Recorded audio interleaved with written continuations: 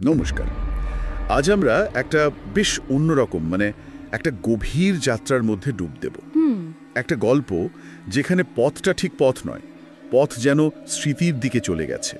আলোটাও সাধারণ নয়, এসেছে এক অদ্ভুত রহস্যময় লণ্ঠন থেকে। আর গন্তব্য সেটা যেন জীবনের কিনারা ছুঁয়ে যায়। একদম।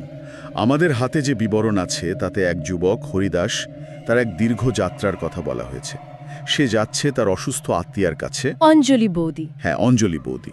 আর এই যাত্রাপথেই তার হাতে আসে ওই অদ্ভুত লণ্ঠনটা। গল্পের শুরুটা কিন্তু খুব গুরুত্বপূর্ণ।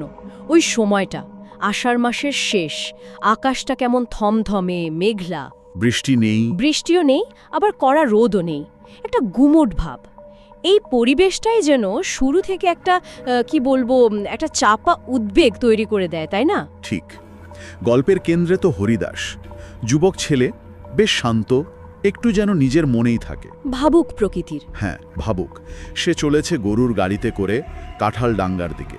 উদ্দেশ্য তার অঞ্জলি বৌদিকে দেখতে যাওয়া, অসুস্থ তিনি। আর এই অঞ্জলি বৌদি তো শুধু আত্মীয় নন, হরিদাসের ছোটবেলায় মা মারা যাওয়ার পর এই বৌদি তো ছিলেন তার আশ্রয়ে। একদম।